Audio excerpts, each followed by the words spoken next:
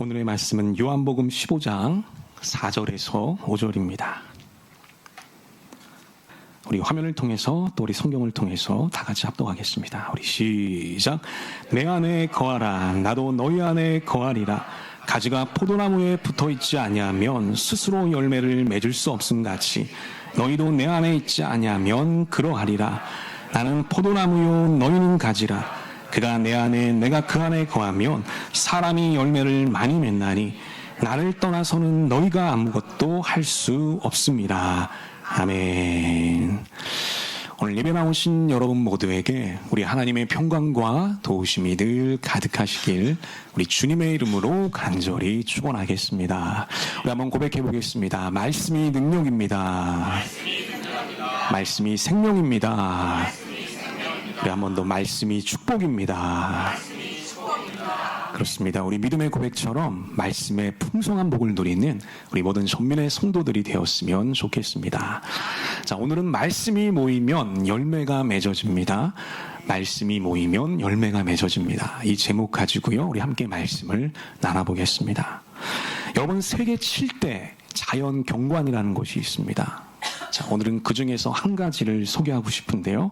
그것은 바로 이곳입니다. 미국 애리조나주에 있는 이 그랜드 캐니언입니다. 아마 직접 다녀온 분도 있을 것이고요. 이렇게 사진이나 여러 미디어를 통해서 보신 분도 계실 것입니다. 정말 거대한 규모의 협곡인 것이죠. 여러분, 이 그랜드 캐니언의 규모는 어떻게 될까요? 자, 일단 길이만 놓고 보면은요, 약 446km가 넘습니다. 이 계곡의 길이가 446km라는 거예요. 여러분, 우리나라 서울에서 부산까지 거리가 얼마나 될까요? 길게 잡아야 400km입니다. 그러니까 우리나라의 길이가 미국의 한 계곡보다도 짧다는 것입니다. 여러분, 폭은 가장 넓은 곳이요 29km나 되고요. 또 가장 깊은 곳은 1800m가 넘습니다. 우리나라 한라산이 한 1900m가 좀 넘거든요. 그러니까 한라산 하나가 통째로 들어갈 만한 아주 깊은 계곡이라는 것이죠. 여러분, 이런 압도적인 경관을 갖고 있기 때문에요, 매년 500만 명 이상이 이 장소를 방문하고 있습니다. 자, 그러면 어떻게 이런 거대한 협곡이 만들어졌던 걸까? 엄청난 지각 변동이 있었던 걸까요? 아니면 거대한 운석이 이 자리에 떨어져서 이런 지형을 생성했던 걸까요? 자, 학자들이 연구를 해보니까요, 그런 종류의 것들이 아니었다는 거예요. 여러분, 놀랍게도요, 이 협곡을 만든 것은 강물이었다는 것입니다. 자, 바로 이 강이었던 것이죠. 이름이 뭐예요? 콜로라도 강입니다. 지금도 이 강은 그 그랜드 캐년 이 가운데를 흐르고 있고요.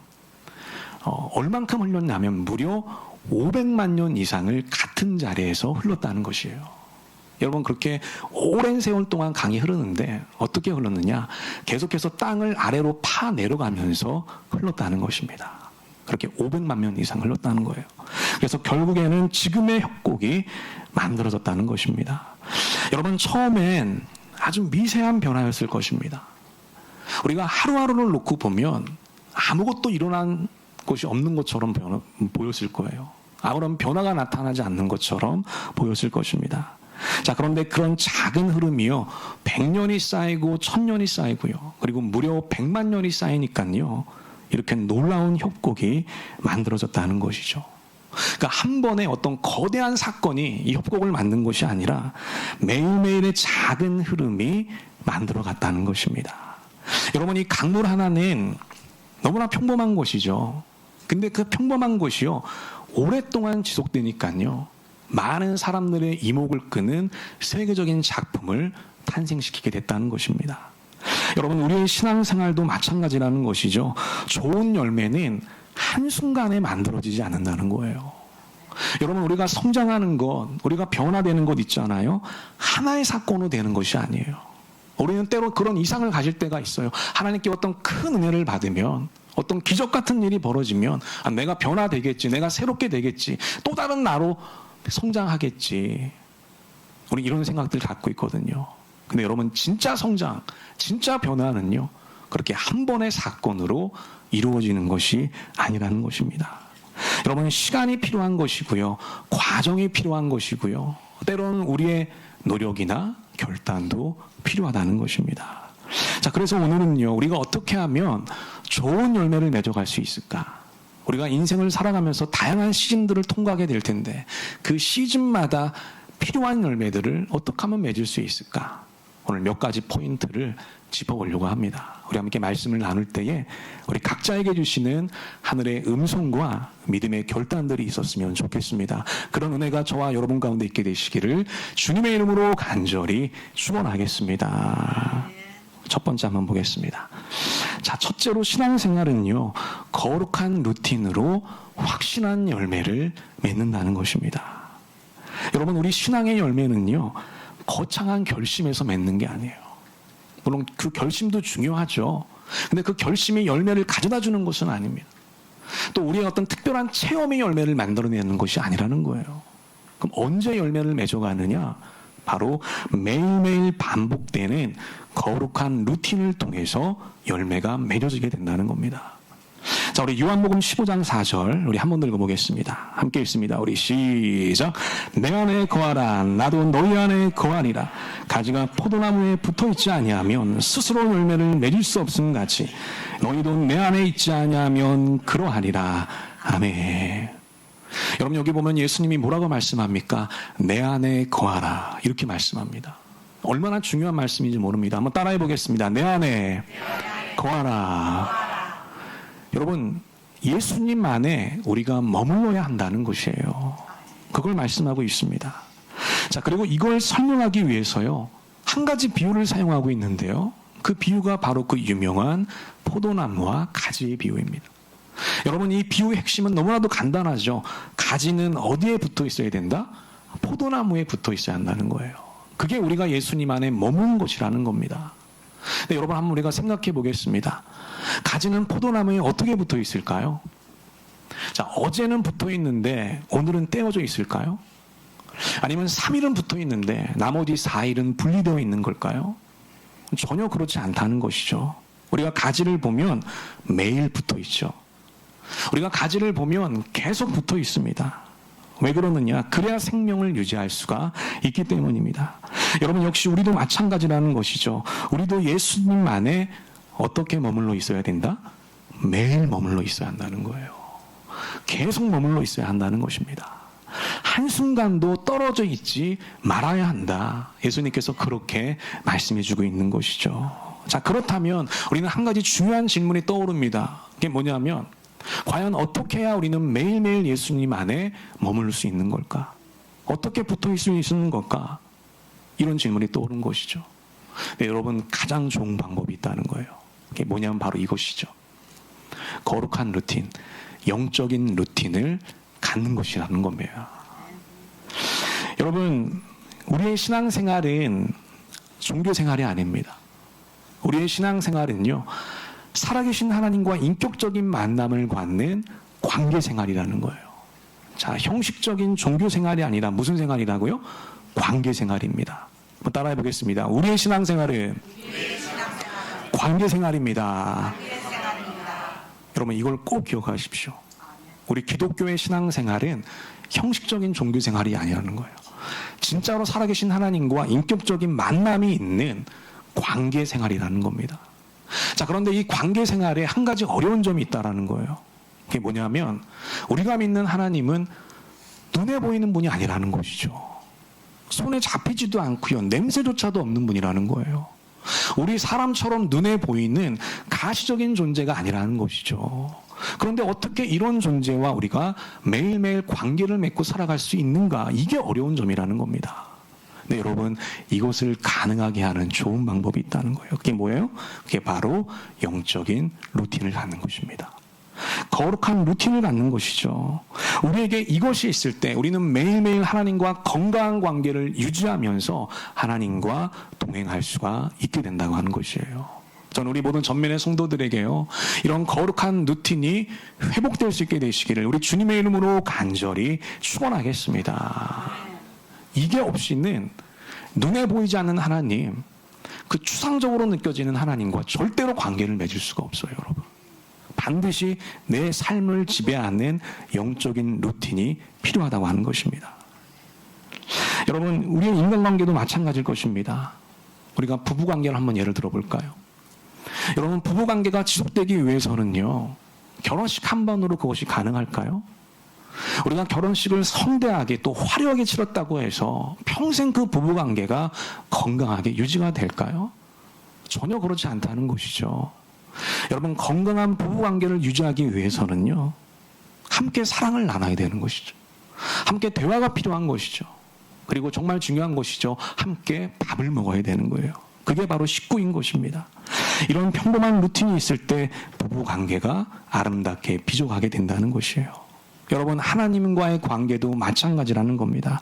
반드시 하나님을 만나는 그 영적인 루틴이 있을 때 그 루틴을 통해서 하나님과 나의 관계가 탄탄하게 맺어가게 된다는 것이죠. 저와 여러분 가운데 그런 루틴이 있게 되시기를 우리 주님의 이름으로 간절히 축원하겠습니다. 여러분, 성경에 보면 거룩한 루틴을 가진 사람들이 등장합니다. 여러 사람들이 있죠. 그 중에 대표적으로 이 다니엘이 있습니다. 자, 다니엘에게는요, 이런 루틴이 있었습니다. 우리 한번 함께 읽어보겠습니다. 우리 시작. 그는 늘 하듯이 하루에 3번씩 그의 하나님께 무릎을 꿇고 기도하며 감사를 드렸습니다. 이게 다니엘의 루틴이에요. 여러분, 여기 보면 참 중요한 말이 나옵니다. 그게 뭐냐면 늘 하듯이라는 말이에요. 따라해 보겠습니다. 늘 하듯이. 한 번 더. 늘 하듯이. 여러분, 이게 무슨 말일까요? 다니엘이 하루 3번 기도했던 것은요, 특별한 행사가 아니었다는 거예요. 늘 하듯이 다니엘의 일상을 지배하고 이끌었던 영적인 루틴이 있었다는 것이에요. 여러분, 다니엘은 총리였습니다. 여러분, 총리가 하루 3번 기도하는 것이 쉬운 일이었을까요? 결코 쉬운 일이 아닙니다. 솔직히 말하면요, 그건 총리에게 버거운 루틴입니다. 자, 그럼에도 불구하고 왜 다니엘은 그 루틴을 포기하지 않았던 걸까요? 바로 그 영적인 루틴을 통해서요, 하나님을 깊이 만났던 것이죠. 하나님과 친밀히 교제하면서 인생의 참된 행복을 느꼈던 거예요. 그리고 무엇보다도 그 3번의 루틴을 통해서요, 하나님의 특별한 인도하심을 경험했던 것입니다. 여러분, 그래서 다니엘은 포로로 끌려간 사람들 중에 가장 오랫동안 이방 땅에서 형통한 사람이 되었습니다. 무려 4명의 왕을 거치면서도요, 계속해서 고위 관료를 유지했던 유일한 사람이 될 수 있었던 것이죠. 그 매일의 영적인 루틴이 다니엘을 아주 탁월한 사람으로 빚어갔던 것입니다. 여러분, 이것이 바로 거룩한 루틴의 능력이라고 하는 것이죠. 여러분, 제가 좋아하는 세계적인 작가 한 분이 계십니다. 우리나라에도 상당한 팬덤이 있는 분인데요, 바로 이분입니다. 무라카미 하루키라는 분이죠. 아마 이름을 들어보신 분도 계실 것입니다. 자, 이분은 매번 노벨 문학상 후보로 거론되는 분이시고요. 이분의 책은 이미 50개 언어로 번역이 돼서 수천만 권이 팔린 세계적인 베스트셀러 작가이기도 합니다.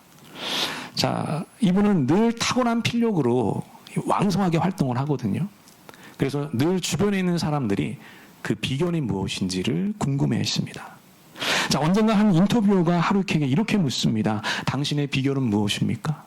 어떻게 당신은 그렇게 오랫동안 많은 책들을 저술할 수가 있었던 겁니까? 자, 그러자 하루키는요, 한치의 망설임 없이 이렇게 대답을 합니다. 함께 읽어볼까요, 우리? 시작. 나는 영감으로 책을 쓴 사람이 아닙니다. 매일 반복되는 루틴이 나를 작가로 만들어 주었습니다. 상당 부분 루틴 속에서 신선한 영감을 발견합니다. 이게 하루키의 답변이에요. 여러분, 하루키는요, 매일 새벽 4시에 일어납니다. 4시에 일어나서 5시간에서 6시간 정도를 매일 글을 써요. 잘 써지건 못 써지건 자기 책상에 앉아서 글을 써내려고 하는 것이죠. 그리고 오후에는 뭘 할까요? 여러분, 하루키는 달리기를 좋아하는 분이세요. 그래서 오후에는요, 러닝을 합니다. 그래서 매일 10km를 뛰어요. 근데 이게 내공이 쌓여서요, 아마추어 마라톤 선수가 됩니다. 자, 그리고 저녁 일과를 보내고요, 밤 9시면 취침을 하게 되는 것이죠. 이 루틴을 몇 년 동안 지속했을까요? 무려 30년 이상 지속하게 돼요. 여러분, 이 탄탄한 루틴을 통해서요, 더 강력한 집중력을 유지할 수 있었고요, 그것이 결국 세계적인 작가로 하루키를 만들어주었던 것입니다. 여러분, 우리의 신앙생활도 마찬가지라는 것이죠. 우리가 성장하고 변화되고 열매를 맺기 위해서는요, 반드시 거룩한 루틴, 영적인 루틴이 필요하다고 하는 것이에요. 여러분, 좀 전에 그 예수님의 말씀을 기억해 보십시오. 예수님은 가지가 어디에 붙어 있어야 된다? 포도나무에 붙어 있어야 된다. 근데 그 가지는 어떻게 붙어 있죠? 매일 붙어 있습니다. 계속해서 붙어 있습니다. 여러분, 우리가 이렇게 예수님 안에 계속 머물기 위해서는요, 그것을 가능하게 해주는 영적인 루틴이 우리들에게 필요하다고 하는 것입니다. 여러분, 이 루틴이 없으면요, 우리 신앙생활은 추상적인 신앙생활이 될 위험성이 크다는 거예요. 그저 교회만 왔을 때 그때 기도하고 하나님을 찬양하는 형식적인 종교 생활을 할 가능성이 크다라고 하는 것입니다. 저는 우리 모든 전면의 성도들이요, 이 거룩한 루틴과 영적인 루틴이 여러분 가운데 완전히 내면화되고 생활화될 수 있게 되시기를 우리 주님의 이름으로 간절히 축원하겠습니다. 이 탄탄한 영적인 루틴이 있을 때 우리는 하나님과 긴밀하게 동행할 수 있는 것이고요, 인생의 어떠한 상황 가운데서도 평안을 누리며 무엇보다도 우리에게 필요한 중요한 열매들을 맺어갈 수 있게 될 것입니다. 우리 모두에게 그런 은혜가 있게 되시기를 우리 주님의 이름으로 간절히 기도하고 축원하겠습니다. 이제 두 번째 포인트 한번 보겠습니다. 여러분, 둘째로 가장 좋은 영적인 루틴은 무엇이냐? 바로 매일매일 말씀을 묵상하는 거라는 겁니다. 여러분, 말씀을 묵상하는 것, 우리가 매일 큐티하는 것은요, 우리에게 매우 유익한 루틴하는 거예요. 자, 우리 요한복음 10장 27절 다 같이 한번 읽어보겠습니다. 함께 읽습니다. 우리 시작. 내 양은 내 음성을 들으며 나는 그들이 알며 그들은 나를 따르니라. 아멘. 그럼 여기 보면 예수님이 우리를 뭐라고 부르고 계시죠? 양이라고 부르십니다. 그러니까 예수님은 목자가 되시는 거고요, 우리는 양이라는 것이죠. 그래서 양된 우리들은 누구의 음성을 들어야 된다? 목자 되신 예수님의 음성을 들어야 한다는 것입니다. 여러분, 이 비유는요, 그 당시 목축업에서 나온 비유입니다. 자, 고대 팔레스타인 땅에는요, 수많은 양과 염소들이 있었어요. 지금보다 더 많았습니다. 뭐 그럴 수밖에 없죠. 그 당시에는 농업과 목축업이 양대 산업이었기 때문입니다. 자, 그러면 그 수많은 양들을 도대체 어떻게 이끌었던 걸까? 자, 여러분, 양들을 이끄는 방법은 한 가지밖에 없습니다. 뭐냐면 소리를 통해서 이끄는 겁니다. 뭘 통해서 이끈다고요? 소리를 통해서 이끄는 것이죠. 여러분, 양은요, 정말 특이한 시력을 갖고 있습니다. 우리가 양의 모습을 한번 생각해 보면 그 눈이 어디에 있냐면 그 머리 양옆에 달려 있습니다. 그래서 이 양은 시야각이 굉장히 넓습니다. 얼마나 넓냐면요, 무려 305도를 볼 수 있습니다. 여러분, 동서남북이 모두 몇 도죠? 365도입니다. 근데 몇 도를 볼 수 있다고요? 305도를 보는 거예요. 그러니까 여러분, 양은요, 자기 뒤통수만 빼고 거의 다 본다고 하면 됩니다. 엄청난 시야각을 갖고 있는 것이죠. 자, 그런데 재밌는 건 이겁니다. 바로 이것이에요. 바로 가까이 있는 것은 잘 보지를 못한다는 거예요. 자, 가까이 있는 것들에 대한 거리감이 없다는 것이죠. 멀리 볼 수 있고 넓게 볼 수 있는데 정작 자기 앞에 있는 것들은 잘 보지 못한다는 거예요. 이게 특이한 점입니다. 그래서 양들을 보면 어떤 일들이 많이 일어날까요? 자주 부딪힌다는 것이죠. 자주 넘어진다는 거예요. 바로 앞에 있는 그 웅덩이도 인지하지 못해서 쉽게 빠져간다는 것입니다. 여러분, 그래서 양들을 이끌 때는 무엇이 중요하냐? 소리가 중요하다는 것이죠. 다행히 양은요, 청각에 예민하다는 거예요. 그래서 자기 목자의 음성을 정확하게 분별할 수 있습니다. 양이요. 심지어 그 목자의 음성에 패턴이 있거든요. 소리를 길게 낼 수도 있고요, 소리를 짧게 낼 수도 있고요, 소리를 강하게 내거나 미세하게 낼 수도 있죠. 자기 목자의 그 음성의 패턴, 그 파동의 패턴을 정확하게 인지해서 그 음성에 맞게 행동할 수가 있다는 것이죠. 이게 양의 특징이라는 겁니다. 여러분, 그런데 그것도 한 번에 되는 건 아니고요, 당연히 목자와 함께 수많은 연습과 시행착오가 필요하다는 것입니다. 여러분, 우리도 마찬가지라는 거죠. 우리도 양이잖아요. 그러면 누구의 음성을 들어야 한다는 거예요? 우리의 목자 대신 예수님의 음성을 들어야 한다는 겁니다. 여러분, 우리가 예수님의 음성을 들을 때 우리는 넘어지지 않게 될 것이고요, 우리는 부딪히지 않게 될 것이고요, 우리 인생에서 우리가 보지 못하는 깊은 웅덩이에 빠지지 않게 된다는 거예요. 그 장애물들을 피해갈 수가 있게 된다는 겁니다. 언제요? 우리의 목자 대신 예수님의 음성을 들을 때 그렇게 된다는 것이죠. 여러분, 그래서 목자의 음성을 듣는 건 우리 인생에 반드시 필요한 일이라는 거예요. 이게 선택이 아니라는 겁니다. 우리가 진짜 예수님의 양이라고 생각한다면 누구의 음성을 듣고 살아야 된다? 예수님의 음성을 듣고 살아야 한다는 거예요. 그게 지혜로운 생존을 위한 현명한 방법이라는 것입니다. 자, 그렇기 때문에 우리는 예수님의 음성을 매일매일 듣는 연습이 필요하다는 겁니다. 자, 그런데 그 연습을 가장 좋게 만들어주는 것이 무엇이다? 그것이 바로 말씀 묵상과 큐티라고 하는 것이에요. 여러분, 그러니 이 큐티가 얼마나 중요한지 모릅니다.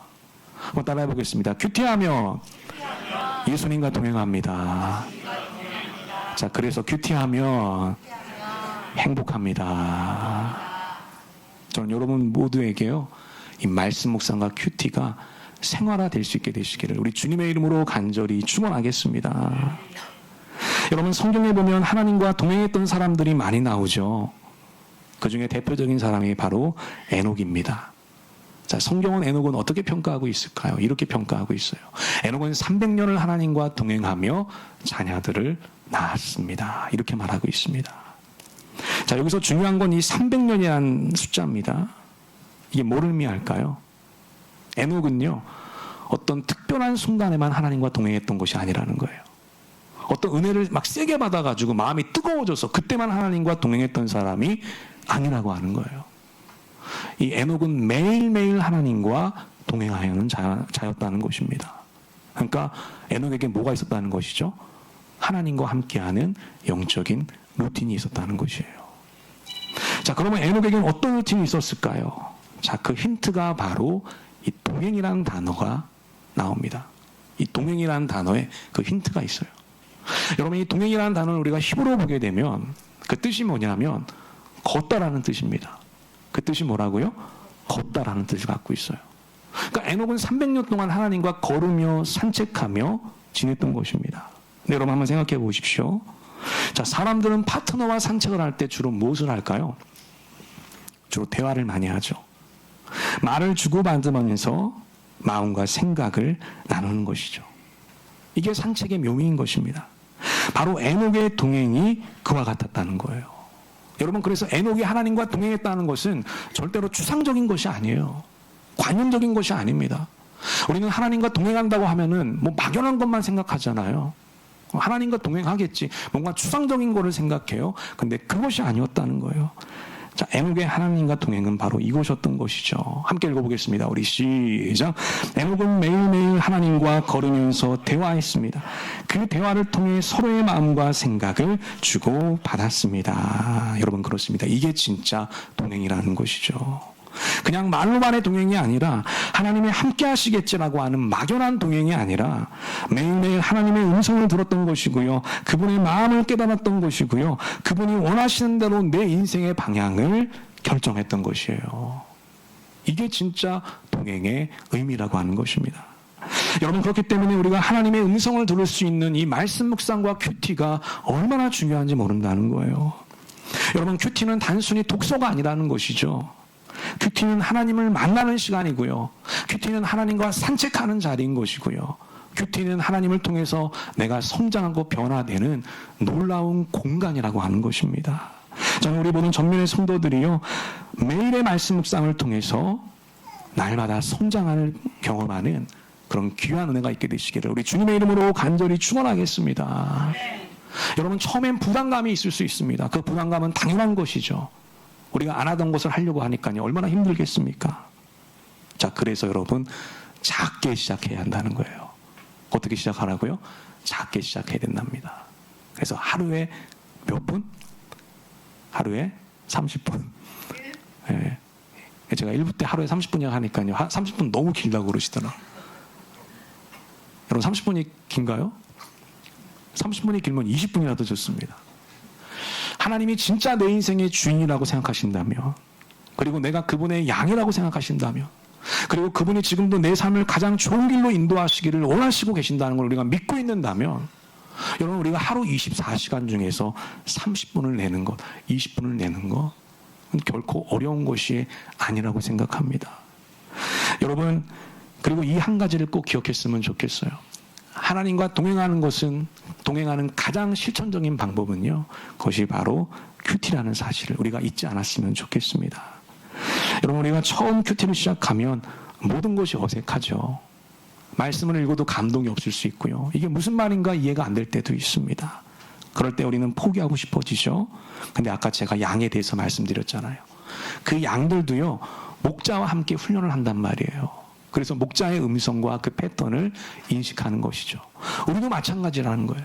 우리도 계속해서 하다 보면 그 수많은 연습과 시행착오를 통해서 언젠가는요, 주님의 음성을 정확하게 듣는 날이 온다는 거예요. 구별하는 날이 온다는 겁니다. 성령을 통해서 하나님의 음성을 깨닫는 날이 반드시 찾아온다는 것이죠. 저는 우리 보는 전면의 성도들이 그런 놀라운 은혜를 경험할 수 있게 되시기를 우리 주님의 이름으로 간절히 축원하겠습니다. 새롭게 시작하는 이번 한 주 말씀 묵상의 루틴을 통해서 하나님과 동행하며 그분의 능력과 축복을 경험하는 우리 모두가 되시기를 주님의 이름으로 간절히 축원하겠습니다. 아멘. 우리 기도하겠습니다. 하나님 아버지, 오늘도